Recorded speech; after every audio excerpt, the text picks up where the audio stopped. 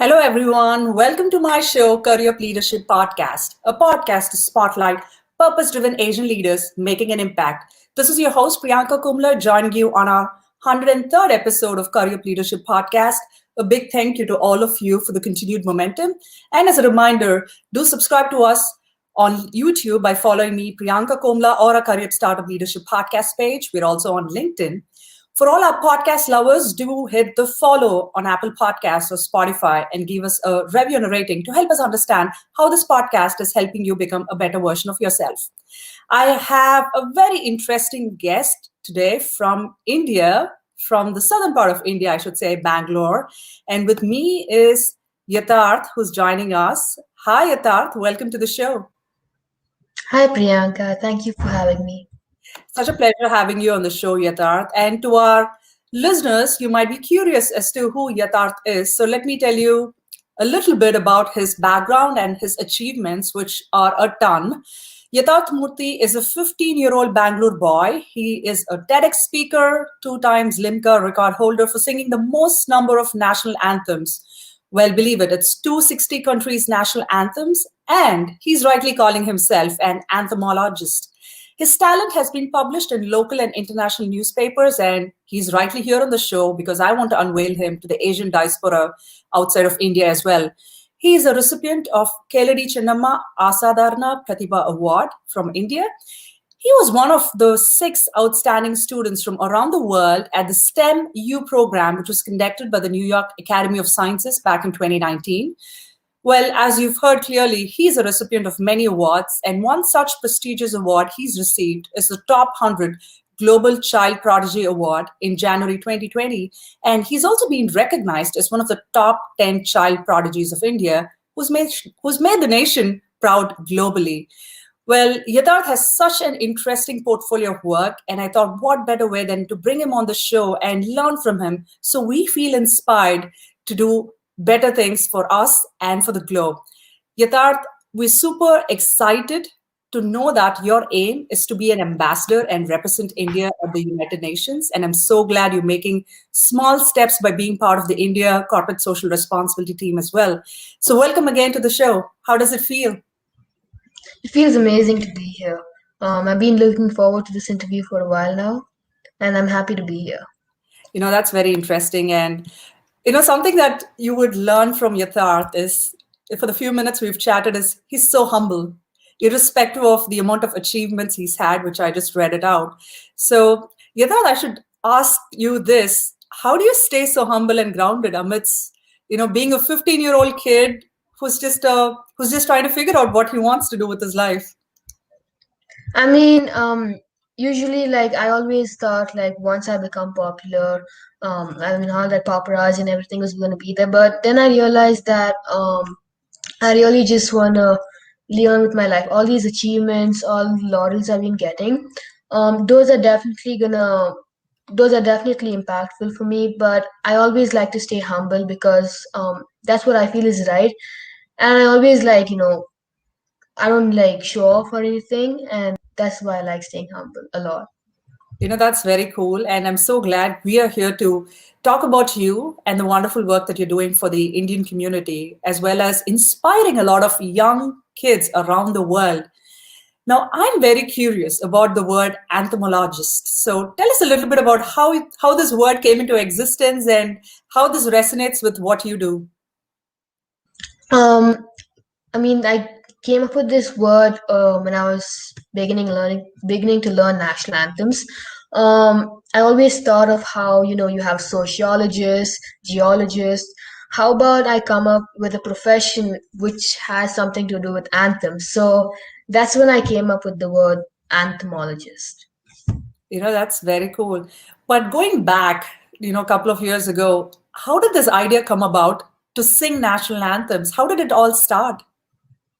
Well, this was when my Hindustani classical music teacher, he taught me the national anthems of 4 countries on the keyboard. These were India, Sri Lanka, Nepal, and Japan. Um, Once he taught me these national anthems in the keyboard, it sort of lit a spark in me, and I could feel the respect and emotion I had for these national anthems. So once, I kept on practicing to learn these national anthems on the keyboard. And when I went back to my music teacher to request him to teach me more anthems, he unfortunately didn't know anymore. So after that, to make the best use of technology, I resorted to YouTube and Wikipedia, and they became my teachers for learning the rest of the anthems. So like before performing a national anthem at an event, I keep singing them in my mind. A couple of interesting things. I'm so glad you took the spark about learning anthems as music all the way to actually starting to practice and sing them. Uh, what has helped you practice and sing all these national anthems? One thing that I clearly see is you have a lot of willpower, but you also have a lot of memory power to remember all these different national anthems. So tell us about some of the skill sets that you practice every day to do this amazing singing. I mean, every day I do practice the national anthems, but I mean now of course it's coming easy for me. I'm able to get the lyrics and everything correctly. But I must admit that initially when I was beginning to learn national anthems, it was a little tough because I wasn't able to get a couple of words right. Sometimes I would mess up. I would not get the accents correct. But now, of course, as I kept on learning national anthems, I developed several skill sets, linguistic mostly, while learning these national anthems. So now, of course, it comes easy for me, and I'm really happy to sing a national anthem anytime. That's awesome. So I'm just curious, how many national anthems exist? I know you've done 260 of them. How many more are left? There are no more national anthems left. I'm still waiting for one more to come up. And which one is that? I'm not too sure yet. I mean, I have also created my own national anthem for my imaginary country, but apart from that, there's nothing else. That's interesting. So you have an imaginary country in mind. Tell us a little bit about that. Yeah, I created this like one country a couple of years ago. Um, I named it the People's Republic of Petersburg. So I made like this whole airport, a map and everything, and I also created a national anthem for Petersburg, and I sang it at my first TED talk. That's pretty cool. And, doing a singing adventure at a TED Talk, that must have been a very inspiring way to help people really reflect on the purpose of national anthems. Because, I remember growing up in India, Yathaarth, we used to sing those national anthems on special occasions like Republic Day, Independence Day. But you're taking it as a step forward as a Goodwill Ambassador. How does it feel so people understand the importance of national anthems and what exactly it is trying to convey? I mean, it is pretty important. Even we during when we used to go to school physically, every Friday we would go to our assembly and sing our national anthem. Like would have an assembly, about the current news and everything. And that was the one time during our whole week in school where we would sing the national anthem. And I always liked singing the national anthem, mainly with my friends mostly, because we all like sing it together, and it's also really satisfying as well that we all sing proudly. That's very impressive. Now, let's talk about social entrepreneurship. That's something that you are really focused on. How do you see social entrepreneurship as a 15-year-old young future citizen of India? Well, I mean, social entrepreneurship, I mean, it is to raise funds with like individually or with the help of corporates. But for me, like, I am passionate about the environment, clean water and sanitation, and most of the times I'm involved in social causes. So, I mean, as a social entrepreneur, it's a really good feeling that you're able to give back to society, you're able to help out in society, and that's the feeling I get every time whenever I do a social cause. And it makes me happy, not only as a social entrepreneur, but most of the times as a human being that I'm doing good for someone and I'm making someone's day. That's very interesting. And you're part of the India Corporate Social Responsibility team. Tell us a little bit more about your role in that. I'm the ambassador for peace and positive change for India CSR. I have done projects like giving out sanitary napkins and distributing noodles as well. I'm doing social causes as well. So, how do you see your future? Do you want to be part of India CSR movement, what exactly is in your mind for the next few years? For the next few years, the one thought I've always had in mind was to be the to be the youngest ambassador of India to the United Nations. That's one of my ultimate goals, I would say. And I mean, it's always going to be a dream for me to actually represent India at the United Nations, and probably one of the biggest things for me. So that's what I have in mind for my future.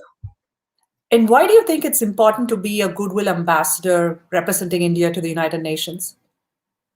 Well, for one, being a Goodwill ambassador is important because you're spreading the message of social causes, and secondly, being I mean, I got the idea that I want to be an ambassador of India to the United Nations once I met Mr. Syed Akbaruddin. Um, he was the ambassador of India to the United Nations. He had stepped down his post a while ago. Um, I understood his job really well. I interacted with him when I was in New York, and I found his job really intriguing. And I also wanted to have the honor of representing India at the United Nations. We're so glad to hear that, and we wish you all the very best as you look at spreading the message of kindness and peace across the world, representing India. Thank you, Priyank. So tell us about your experience where you've been recognized as a STEM professional, one of the outstanding students by the New York Academy of Sciences. How was that experience? That was one of the best experiences for me that I've had. I got recognized as the STEMU Mentee of the Month for like the work I had done with the New York Academy Sciences program, Junior Academy. I mean STEMU, sorry. So we had to work with other mentees from around the world, and I had the honor of being one of the mentees who had a full scholarship to attend the summit in New York.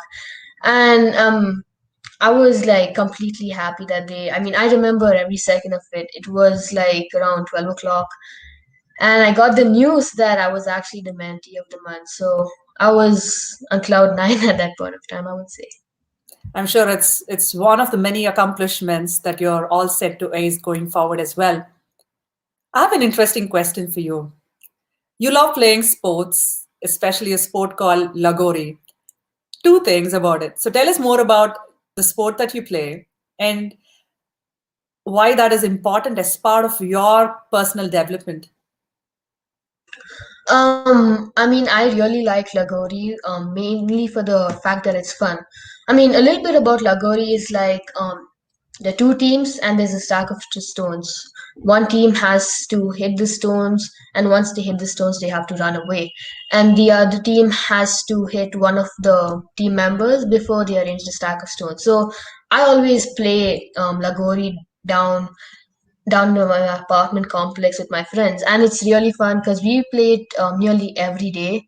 And moreover, like I like it not only because it's fun, but it's also healthy. I mean, if I can't go for basketball practice, if I can't go out to play with my friends somewhere else, I'm always over here playing Lagori. I mean, it's always my all-time favorite sport. That's very interesting. And to the listeners who are not very familiar with the game Lagori, it's also called Seven Stones, which might ring a bell in some of us.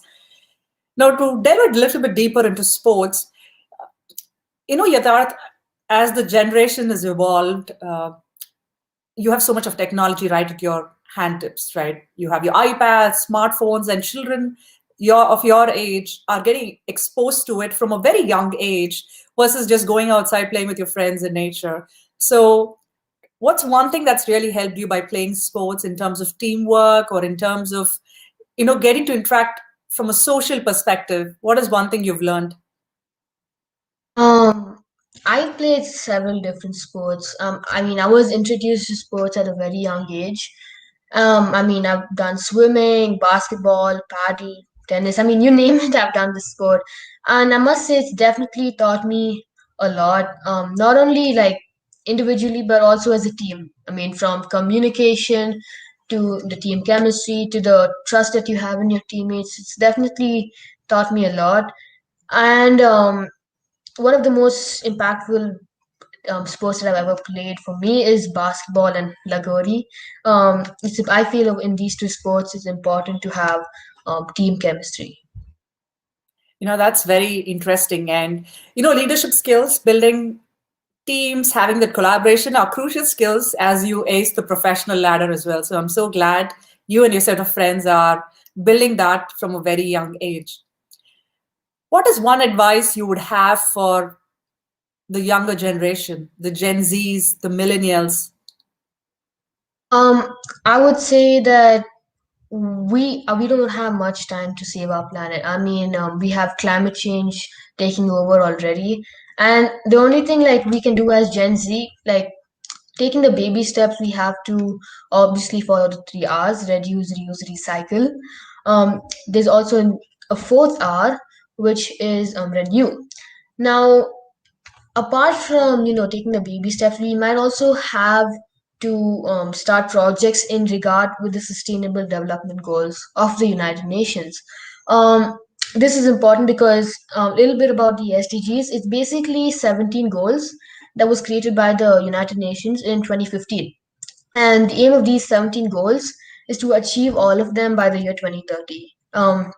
Now, these goals might be zero poverty, zero hunger, life on land, life underwater. It may be any of these goals. Um, and I've been working on several of these goals, but honestly, we have to start working on these SDGs, like I said, and also start up with projects. Some of us might be really passionate about it. Some of us might want to get involved with someone who's working on these sustainable development goals, and that's very important if we want to save our planet. And this is the message I give to Gen Z. I like the 4 R's, reduce, reuse, recycle, as well as renew. That's something that each one of us have to continue to remember. So thanks for spreading that message. To all our live listeners, this is your chance to ask any question to Yathaarth, and one person gets to meet Yathaarth one-on-one as well to get to know his work and be inspired by him. So feel free to drop your questions in the chat box if you're watching this on LinkedIn or YouTube, and we'll get it answered right away. Yathaarth, something else that I'm also interested is your work as a young entrepreneur who's focused on Rocks for Recovery. Tell us a little bit about that initiative. I'm sorry, Priyanka, could you repeat yourself? You sort of froze there. Sure. So one of the initiatives you're working on as a young entrepreneur is Rocks for Recovery initiative. Tell us a little bit more about that. Well, Rocks for Recovery was started by Mrs. Denmark World 2020, and her name is Miss Rebecca West Hensiger, and she's also representing Denmark in Mrs. World 2021. It's gonna be hosted in Sri Lanka. Her parents were addicted to drugs, and I mean they are now 30 years sober, and she has seen how difficult it is for addicts and their family, and now for substance abuse is seen amongst young kids and the youth. So through Rocks for Recovery, we are spreading the awareness. We are also educating people about drugs, and there is a road to recovery for it, and there are also people to help out. So for Rocks for Recovery, I've been I have been representing Asia for a while now to spread the awareness. That's a very intriguing way of giving back to the community, especially for the Gen Zs. I'm always impressed by the kind of initiatives that the next generation of young entrepreneurs are taking head on. So thank you for all the wonderful work that you do. As a quick reminder to our listeners, you can also drop in a quick hello and the country that you're tuning in from and get a chance to be acknowledged on the live show. And if you have any questions, anything that you want to share with Yathaarth on how inspiring his work is, feel free to chime in through the comments as well. Yathaarth, I'm curious, how do you handle low moments in your life, given the amount of accomplishments and achievements you have under your belt? During my low moments in life, obviously, I will be sad if something happens. But in that sort of time, I assess the problem first, and in order to think of a solution to the problem, what I do is that I basically listen to music. music for me is the stress buster. I always listen to country road most of the times. And the other thing is listening to motivational videos. And when I say motivational videos by inspirational speakers, and one of my favorite is Kobe Bryant. He's once he retired from basketball, he's also been giving a lot of inspirational speeches. So that's the two things I do during my low moments. It's always nice to look at legendary sports stars, on how they can continue to inspire us through their legacy. We have a fun rapid fire round for you. Are you ready for it? Yep. You tell us the first thing that comes to your mind when I say the following, and in one word. Who's your role model? My parents. What's your favorite national anthem? India. What does happiness mean to you? Happiness to me. Ooh, I would say happiness to me is being kind-hearted. How do you define success? Achieving your dreams. What is one fun thing about Yathaarth that's exclusive to our Career Leadership podcast listeners? I would say I'm a prankster and I tell jokes a So lot. there's another dimension of you outside of the very professional Yathaarth that we see on the live. What is your native language and one My word native. to describe Oh, yourself sorry. in it? My native language is Telugu, and one word to describe myself: creative. And do you have a Telugu equivalent of it? Not too sure about that. I'm not entirely fluent in Telugu. That's pretty cool. And creative. I'm thinking of it. Somebody who's visionary and who can imagine things, just like your imaginary country, right? So yeah, I think that's just a great way to sum up who you are as a person. This was fantastic, Yathaarth. I'm so glad we had a chance to connect, and I've been following your work as somebody who's very focused on social causes, be it climate change, be it about uh, corporate social responsibility, representing India in several of these different forums, being a TEDx speaker. So you have multiple channels in which you're spreading the message. And that's one of the reasons we wanted to bring you on the show. So you can continue to inspire Gen Zs, millennials like us, as well as other generations, where we feel that all that you need is willpower to focus on an issue and to rise it all the way up. Do you have any parting thoughts to our listeners before we wrap up the show? Um, Thank you for having me here. It's been absolutely great to be speaking with you. And subscribe and follow the Career podcast. Thank you. And, we continue to bring amazing stories like Yathaarth, people who are different from, the uh, the regular stream of guests that we get. So we always love to spotlight such amazing young entrepreneurs as well. Thank you, Yathaarth. This was a very interesting episode for me personally as well to get to know more about your work. And one key takeaway on episode 103 with Yathaarth Murthy, Bangalore boy who's a TEDx speaker and focused on being an anthemologist, a corporate social responsible person representing India, is team building is very crucial in all stages of life, be it sports or be it profession. And two, something that I've learned is listening to music is a wonderful way to soothe ourselves as well as find solutions to a lot of our problems. And three, dream big. Be inspired by people who are doing great things and follow their footsteps, which is what Yathaarth wants to do by being a Goodwill Ambassador for India at the United Nations. We wish you all the very best, Yathaarth, and thank you so much for being on a show. Thank you for having me, Priyanka. Thank you. And to our listeners, I hope this episode of Career Leadership Podcast with Yathaarth Murthy was inspiring. So we have the free session that's still up for grabs. All you have to do is drop in a quick comment or a quick takeaway, and we'll keep the session open to pick one of the lucky winners from our replay session. So you can post your comment on YouTube or LinkedIn, and we'll pick one lucky winner in the next couple of weeks. Until next week, which is Sunday, 1 p.m. Eastern Time, which is when our next episode is going to be telecasted live. This is your host, Priyanka Komla, signing off from Career Leadership Podcast. a podcast to spotlight purpose-driven Asian leaders making an impact. Until we meet next week, please give us a like and a subscribe if you're following this on YouTube. If you're watching this on LinkedIn Live, follow me, Priyanka Komla, and a Career Leadership podcast page on LinkedIn.